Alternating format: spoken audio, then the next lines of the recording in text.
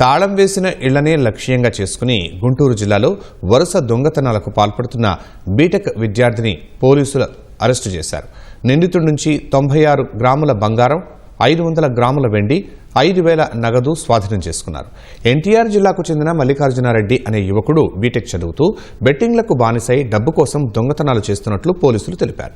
నిందితుడు ఈ నెల 19న కొల్లిపరం మండలం మున్నంగిలో తాళం వేసిన ఇంట్లో దొంగతనానికి పాల్పడినట్లు వెల్లడించారు. బాధితుల ఫిర్యాదుతో అధునాతన సాంకేతికత సాయంతో మల్లికార్జునారెడ్డిని పట్టుకున్నట్లు ఎస్పీ వకుల్ జిందాల్ వెల్లడించారు.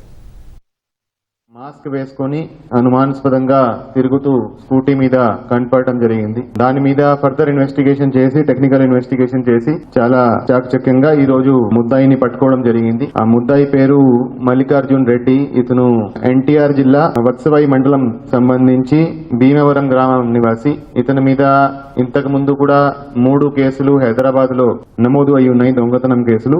ఇతని దగ్గర నుంచి ఈ రోజు 96 grams gold, 500 grams silver recover చేయడం జరిగింది. అదేవిధంగా 5,000 క్యాష్ కూడా రికవర్ చేయడం జరిగింది. అన్ఎంప్లాయిడ్ గా ఉన్నాడు. ఇతను ఇంట్లో ఉండి బెట్టింగ్ కి అలవాటు పడ్డాడు.